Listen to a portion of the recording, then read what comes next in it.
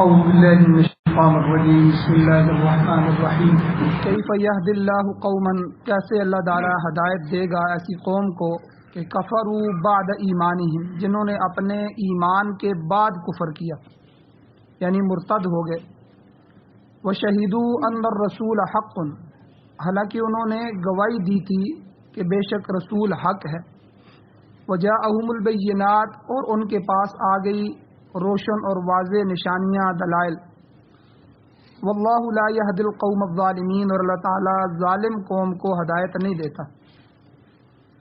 اولئک جزاؤہم، یہی وہ لوگ ہیں جن کا بدلہ یہ ہے کہ ان علیہم لعنت اللہ، کہ بے شک ان پر اللہ کی لعنت ہوگی. والملائکۃ، اور فرشتوں کی لعنت ہے. والناس اجمعین، اور تمام انسانوں کی ان پر لعنت.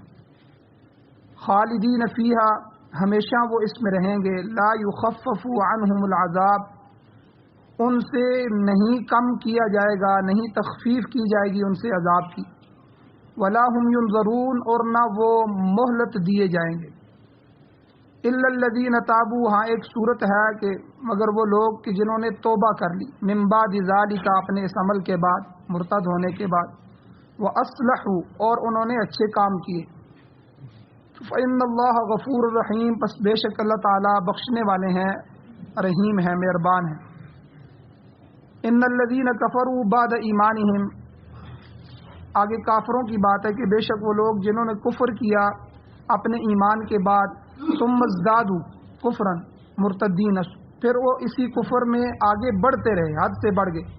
لن تقبل توبتہم، ہرگز نہیں ان کی توبہ کو قبول کیا جائے گا. وَأُولَئِكَ هُمُ الضَّالُّونَ، اور یہی وہ لوگ ہیں جو گمراہ ہیں.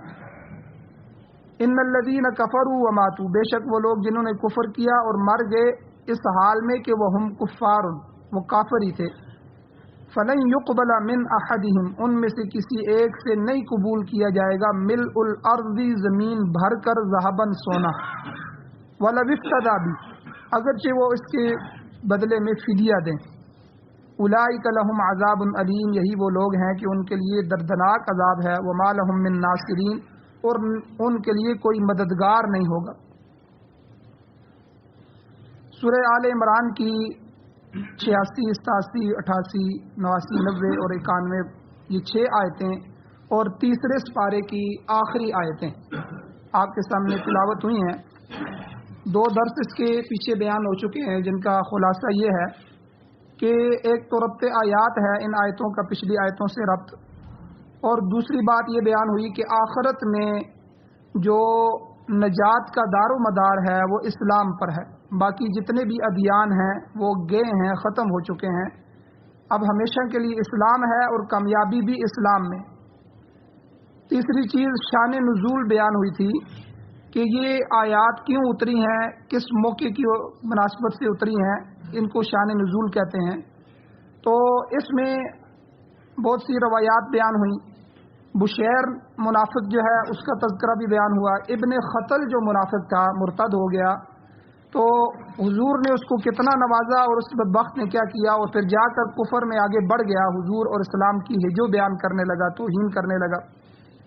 پھر جب مکہ فتح ہوا تو حضور نے اس موقع پر بھی ان 4-5 بدبختوں کو معاف نہیں کیا، حالانکہ عام معافی کا اعلان کیا گیا تھا.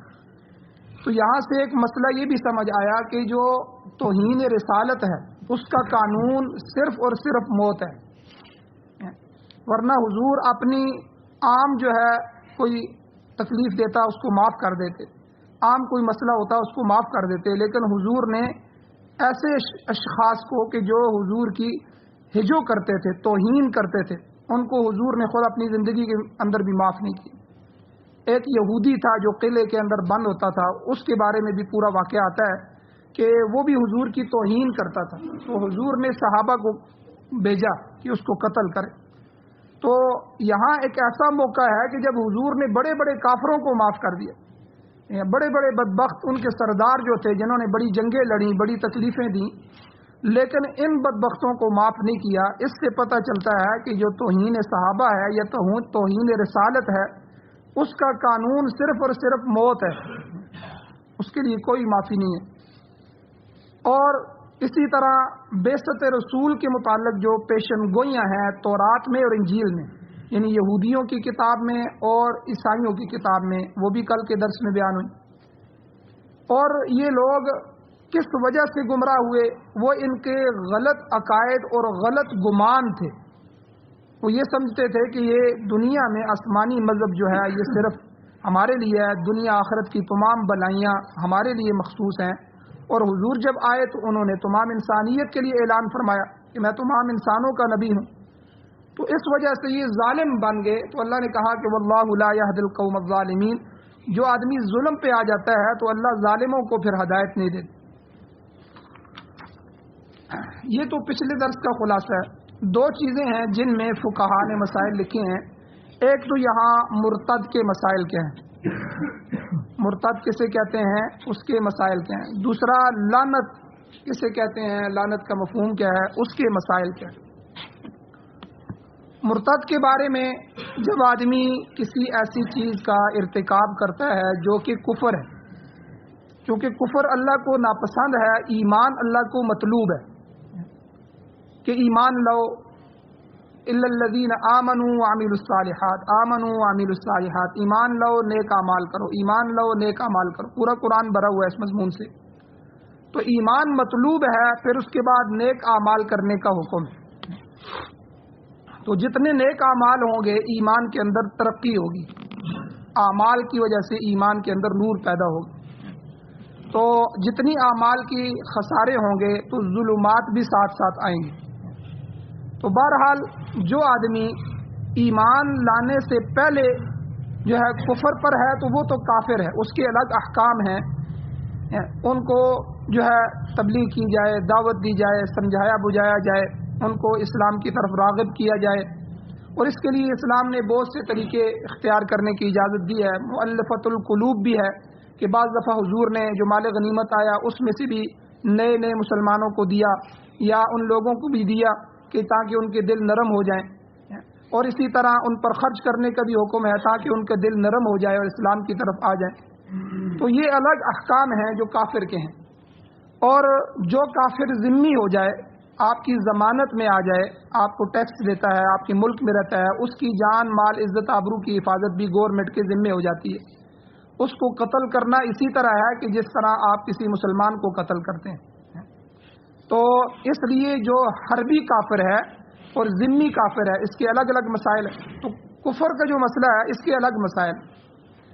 مرتد جو ہے جو آدمی ایمان سے پھر جائے، چونکہ یہ کافر ہونا اسلام کی توہین نہیں ہے، وہ تو پہلے ہی کافر ہے. مرتد ہونا یہ اسلام کی توہین ہے. اتنے عظیم الشان دین میں وہ داخل ہوا ہے اور اتنے عالی شان احکامات اللہ جل شانہ نے دیے ہیں. ان کو ایک آدمی چھوڑ کے دوبارہ کسی بھی غیر مذہب میں جا رہا ہے، کسی بھی جو ہے نان مسلم پارٹی میں جا رہا ہے، تو یعنی یہ گویا کہ اسلام کی توہین ہے.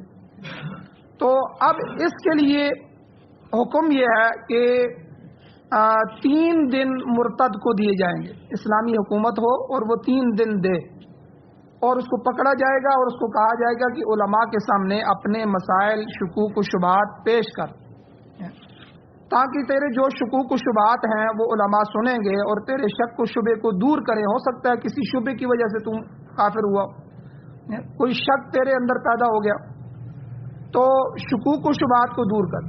اگر 3 دن تک وہ اپنے شکوک و شبہات کو دور نہیں کرتا یا توبہ نہیں کرتا تو تیسرے دن کے بعد چوتھے دن کی ابتدا میں حکومت وقت جو ہے، اسلامی امارت حکومت جو ہے، وہ اسے قتل کر دے. اب اس کے لیے اس کے بعد توبہ نہیں ہے. اگر مرتد جو ہے اس کا ذبیحہ، اس کا کیا حکم ہے؟ مرتد اور داہریہ، ان کے جو ذبیحے ہیں اگر یہ کسی کو ذبح کرتے ہیں تو 1,00,000 دفعہ بھی بسم اللہ پڑھیں، کچھ بھی کریں، ان کا ذبیحہ حلال نہیں ہے.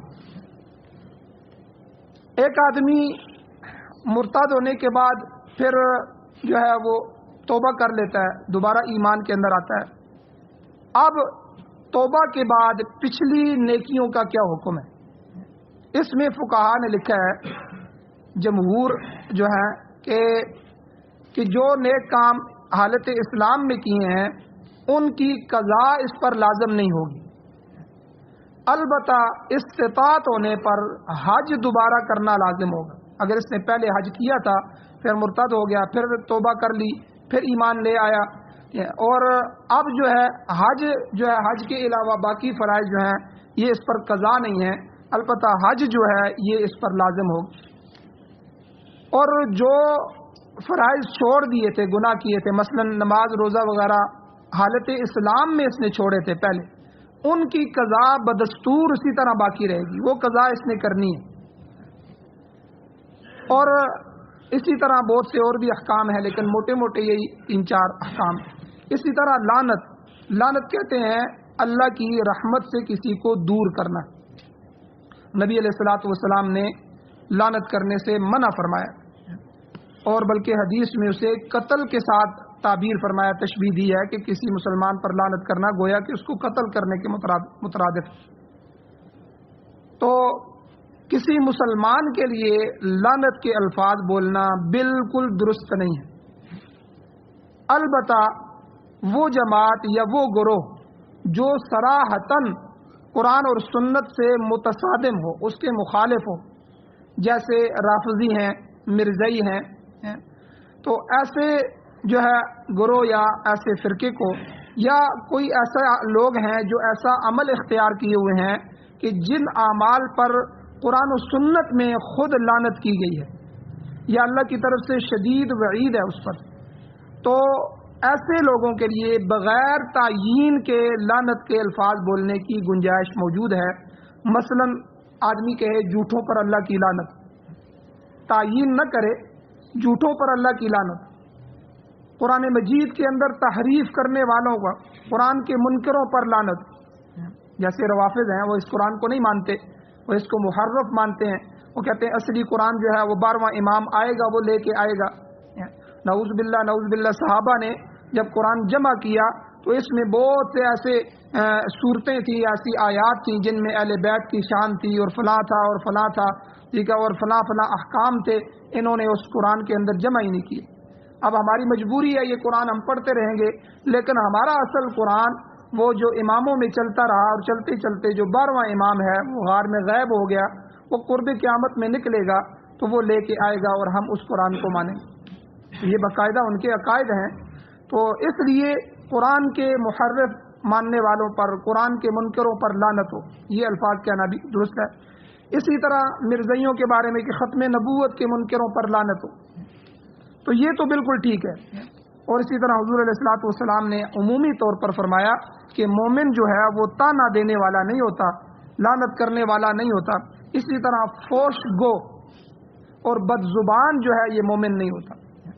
تو بہرحال اس سے رکنا چاہیے، لیکن جو بالکل واضح طور پر جو فرقے قرآن و سنت سے متصادم ہیں اور کہتے اپنے آپ کو مسلمان، کافر اور جو ہے زندیق کے اندر فرق یہ ہے، کافر جو ہے وہ اپنے آپ کو کافر ہی کہتا ہے، عیسائی ہیں، سکھ ہیں، یہودی ہیں، ہندو ہیں، وہ اپنے آپ کو مسلمان نہیں کہتے، نہ کہنے دیتے۔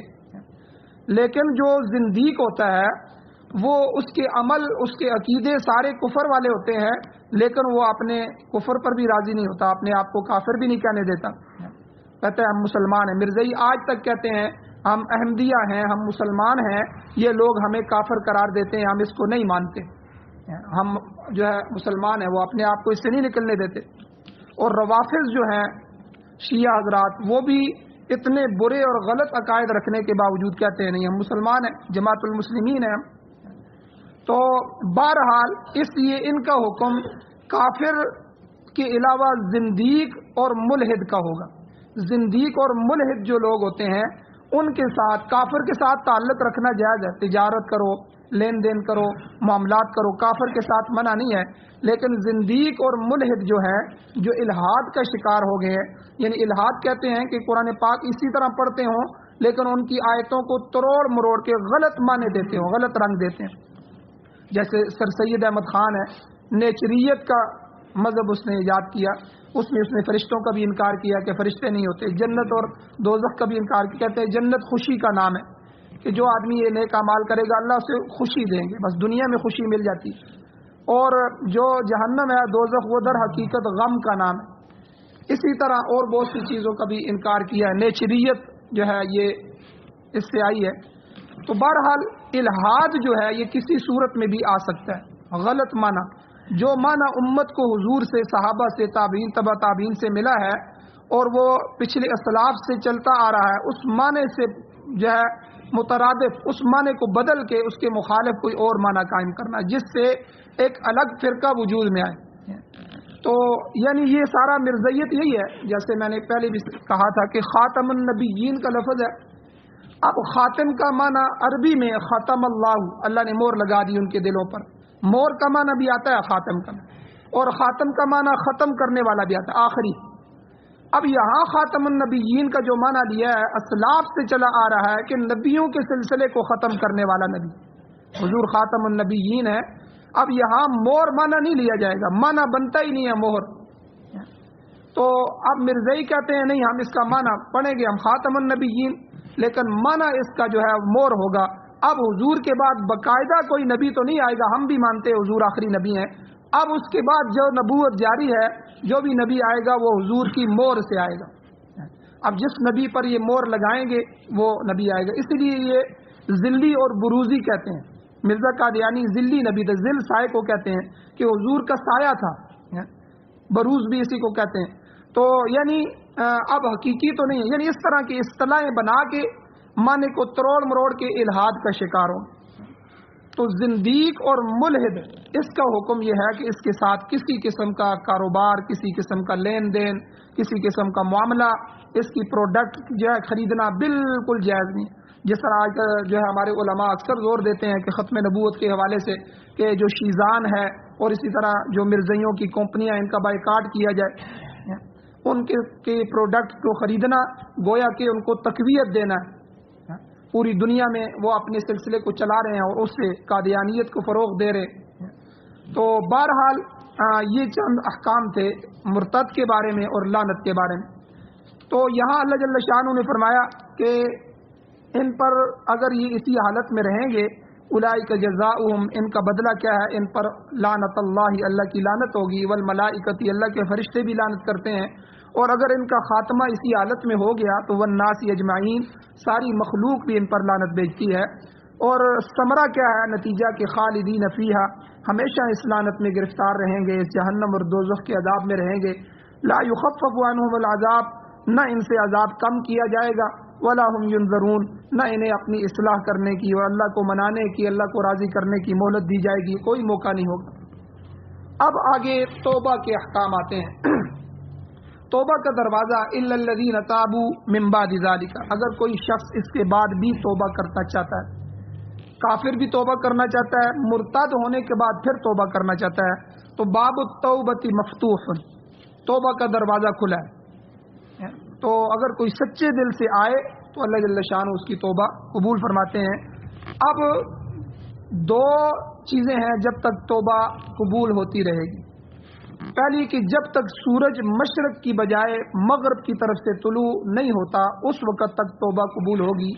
یہ جو قرب قیامت کی علامات ہیں ان میں سے بڑی بڑی نشانیوں میں سے دجال کا آنا، یاجوج ماجوج کا آنا، اور یعنی اسی طرح ان میں سے یہ آخری نشانی ہوگی کہ سورج جو ہے، اتنی بڑی اللہ کی جو نشانی چل رہی ہے، جب سے اللہ نے اس جہان کو پیدا فرمایا، سورج کو پیدا فرمایا، اس وقت سے یہ ڈیوٹی دے رہا ہے. اس کے اندر انقلاب پیدا ہوگا.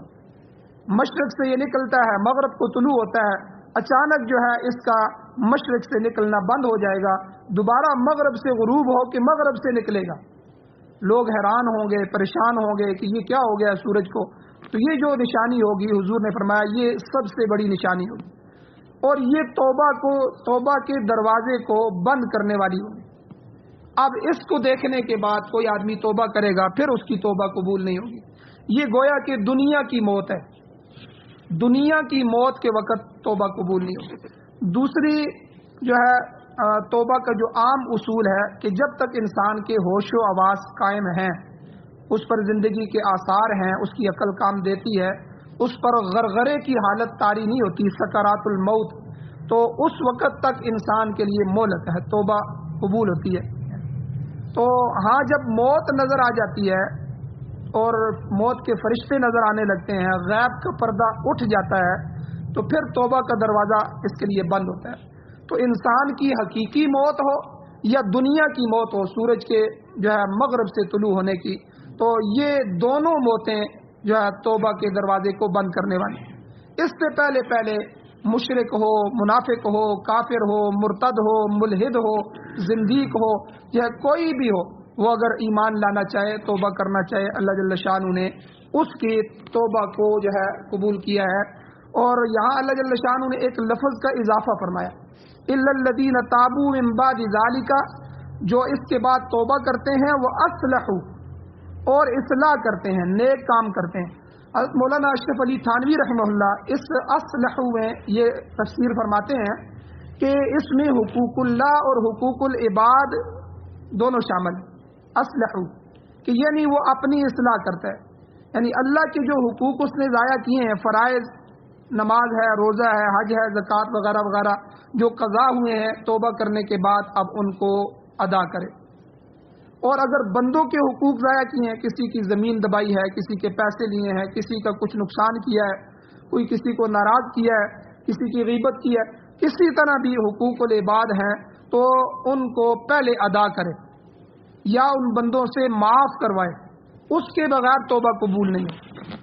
حقوق اللہ، حقوق العباد، اصلحوا، اپنی اصلاح کرے، یہ اس میں شامل ہے۔ اور اللہ فرماتے ہیں اگر کوئی آدمی ان شرائط پر اترتا ہے تو اس کی توبہ قبول ہے۔ فإن اللہ غفور رحیم، اللہ تعالیٰ بخشنے والے ہیں، رحیم ہیں۔ علماء نے مختصراً یہ کہ توبہ کے لیے 3 شرائط رکھی ہیں، چونکہ زمانے 3 ہیں، ماضی، حال، مستقبل۔ ماضی میں جو گناہ اس سے ہوا ہے، یعنی جو گناہ ہم سے رات کو ہو گیا وہ ماضی میں چلا گیا، یعنی جو 1 گھنٹہ پہلے ہو گیا وہ ماضی میں چلا گیا۔ تو پہلے جو گناہ ہو چکے ہیں ماضی میں، ان پر شرمندگی ہو، ندامت ہو، یہ توبہ کی پہلی شرط ہے کہ یا اللہ یہ مجھ سے نہیں ہونا چاہیے تھا، یہ ہو گیا ہے، میں اس پر شرمندہ ہوں۔ جیسے ہم کسی کے ساتھ بد کلامی کرتے ہیں یا گالی دے دیتے ہیں، یا کوئی بعد میں ہمیں سمجھ آتی ہے، ہم کہتے ہیں جی میں شرمندہ ہوں، مجھے یہ نہیں کرنا چاہیے تھا، میرے ساتھ زیب نہیں دیتا، تو بہرحال مجھ سے غلطی ہوگی۔ تو یعنی اس کا اقرار بھی کرے، شرمندگی اور ندامت بھی ہو ماضی کے اندر جو گناہ ہوئے۔ حال کے متعلق حکم یہ ہے توبہ میں کہ حال میں فوراً اس سے رک جائے، اب اس گناہ کو جاری نہ رکھے۔ تو بینک کا ملازم ہے تو فوراً وہاں سے رخصت لے، یہ سودی کاروبار شروع کر دیا ہے تو اس کاروبار کو توڑ دے، ٹھیک ہے۔ اسی طرح اور کوئی کاروبار ہے، بولی کی کمیٹی، فلاں کمیٹیاں، فلاں یہ جتنی بھی سیٹ اپ جو ہیں، یہ سارے جو ہے یہ جوئے کی شکلیں ہیں، سود کی شکلیں ہیں۔ تو یہ سب جو ہے اگر کسی معاملے میں پڑ گیا ہے تو توبہ کے لیے دوسری شرط یہ فوراً اس سے نکلے، اس کو چھوڑے، اس گناہ کو حال میں جاری نہ رکھے۔ اور مستقبل کا حکم یہ ہے توبہ کے لیے کہ مستقبل میں اس گناہ کے نہ کرنے کا پکا عزم اور ارادہ ہو، اے اللہ میں آئندہ تو بالکل نہیں کروں گا۔ یہ 3 شرطیں ہیں ماضی، حال، استقبال کی مناسبت سے، کہ ماضی کے کاموں میں شرمندہ ہو، حال میں اس کو جاری نہ رکھے، اور استقبال میں، مستقبل میں اس پر پکا عزم ہو کہ آئندہ یہ کام نہیں ہوگا، تو تب اللہ کے ہاں یہ توبہ قبول ہوتی ہے۔ اور اگر اس کے بعد پھر گناہ ہو جائے پھر یہی 3 عمل کرے، یعنی کوئی آدمی یہ نہ سوچے کہ یہ تو توبہ بڑی سخت ہے، تو بہرحال گناہ کو اپنے نامہ اعمال میں باقی نہ رہنے دیا جائے۔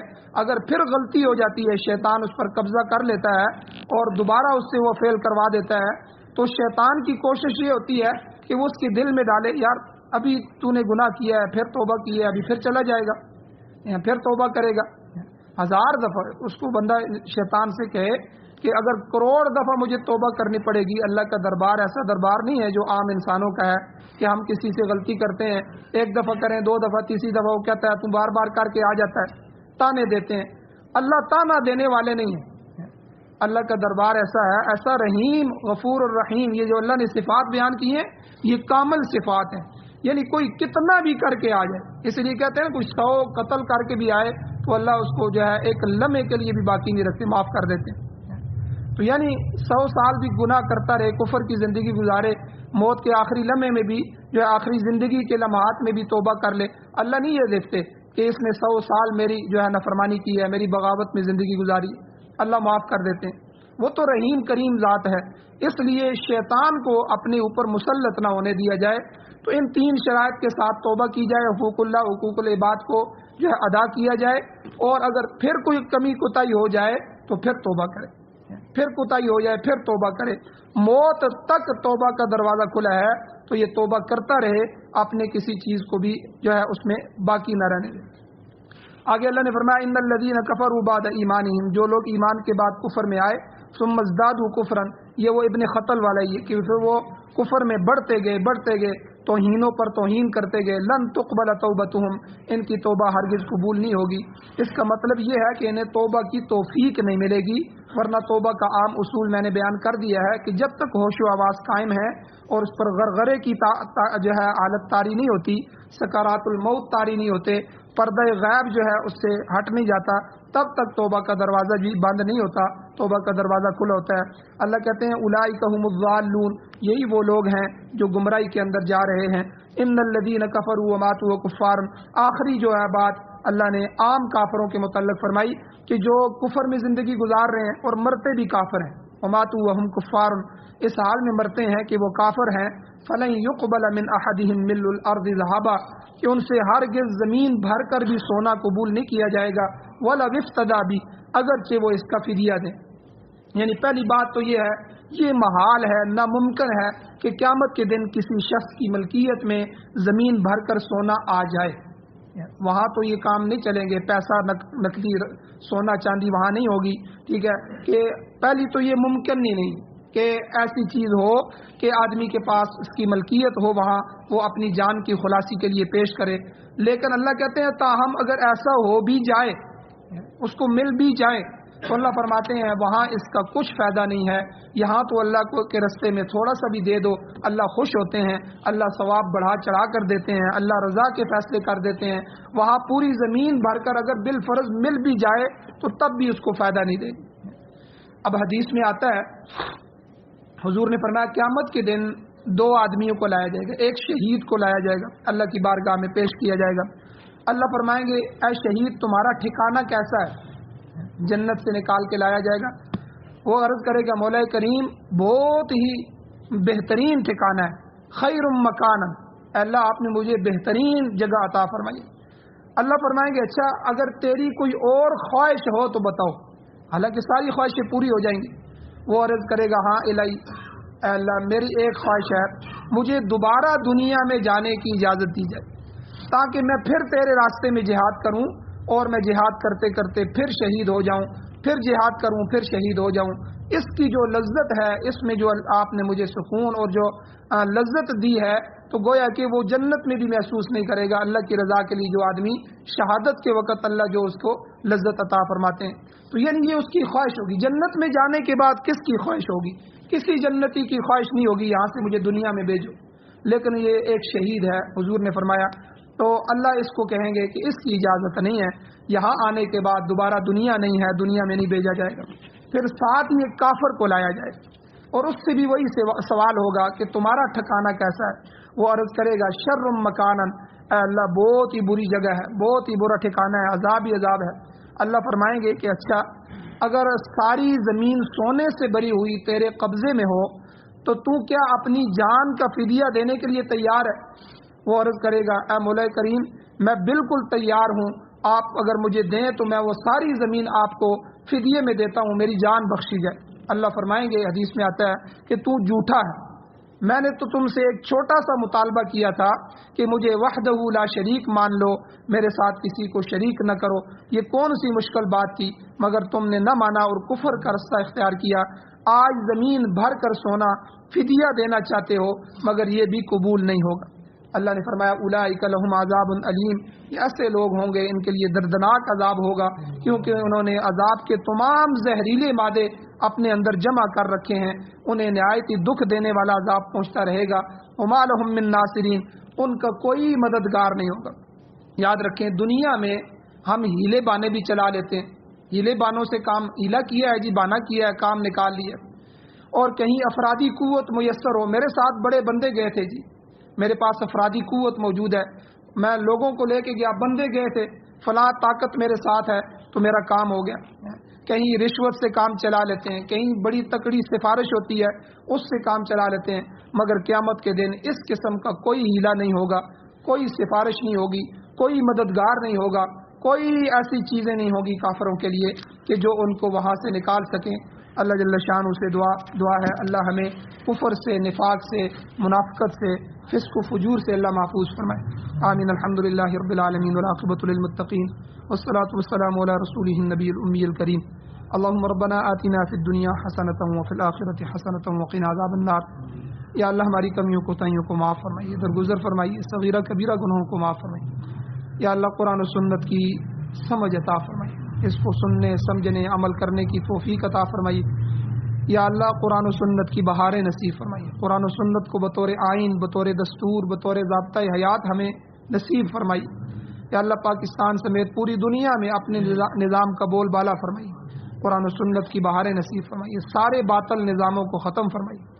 یا اللہ جو بیمار ہیں ان کو شفا عطا فرمائیے۔ یا اللہ جو مقروض ہیں ان کے قرضوں کے پورا کرنے کے اسباب پیدا فرمائیے۔ یا اللہ جو پریشان حال ہے ان کی پریشانیوں کو دور فرمائیے۔ یا اللہ باران رحمت نازل فرمائیے۔ یا اللہ بیماریوں کو ختم فرمائیے۔ یا اللہ صحت کے ماحول کو عام فرمائیے۔ یا اللہ ہم سب پر رحم فرمائیے، فضل فرمائیے، کرم فرمائیے۔ یا اللہ اپنے غضب، غصے، انتقام اور نفرت سے ہمیں محفوظ فرمائیے۔ یا اللہ سعادت والی زندگی اور شہادت والی موت نصیب فرمائیے۔ یا اللہ ایمان کی پختگی نصیب فرمائیے، اعمال کا نور نصیب فرمائیے۔ یا اللہ بے ایمانی سے، بد اعمالیوں سے محفوظ فرمائیے۔ صلی اللہ تعالی علی خیر خلقہ محمد و آلہ و اصحابہ اجمعین برحمتک یا ارحم الراحمین۔